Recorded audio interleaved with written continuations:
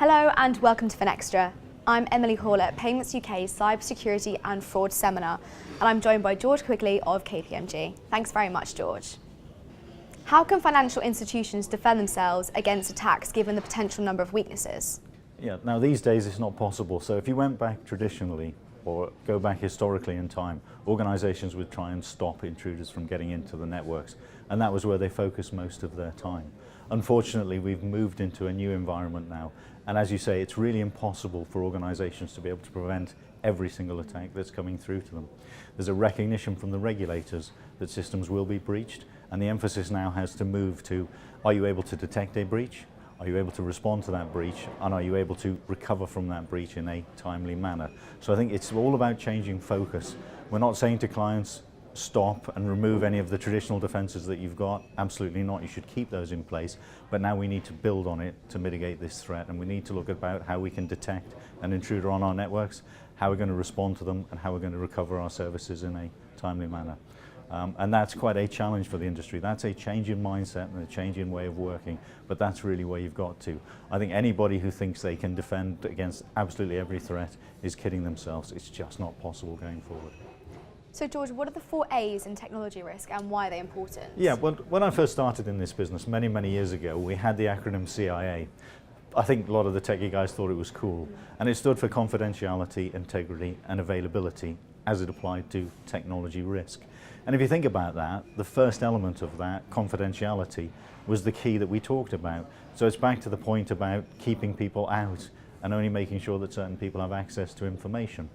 But I think that's an old-fashioned way of looking at it, if I was being honest. And I think we need to now look at the 4 A's. And the 4 A's is a phenomenon that came out in 2007, and it talks about having 4 elements to technology risk, which you can use for cyber. The first one is availability. Because if you don't have a system and it's not available these days, then you don't have a business. So the first thing we need to think about as security professionals is the availability of a system. We should then think about the second A, which is access. So how do people get access to our systems? It's not about trying to stop people from getting into our systems, it's about how do we give them the right level of access to whatever it is we want to share with them to run the business. The third one that comes into play, so we've had availability, then we've had access. The third one is accuracy of our data. How do we know that the data that we've got and that we're using is accurate and fit for purpose? And that's the third risk. And the fourth one, which is a real issue for financial services, is agility. How do we create systems that are agile enough to keep going not only with the business we need today, but also the business that we need to do in the future? And the city has a problem with an awful lot of old legacy systems, and those legacy systems will need to be addressed at some point.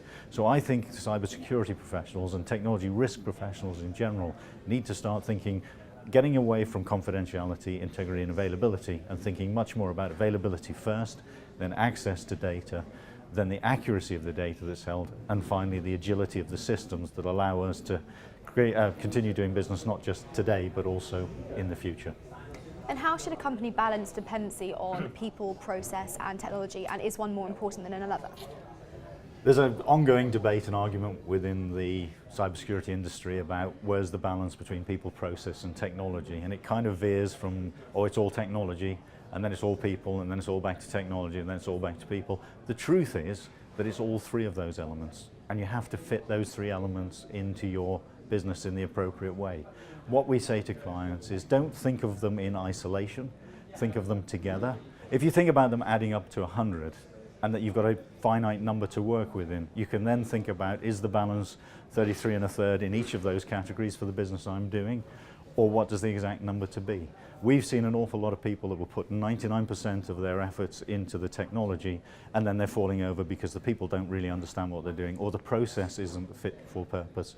And one of the things that's in the industry at the minute, which is not a huge problem but it's becoming a bigger problem, which is fraud that's being driven on the back of emails.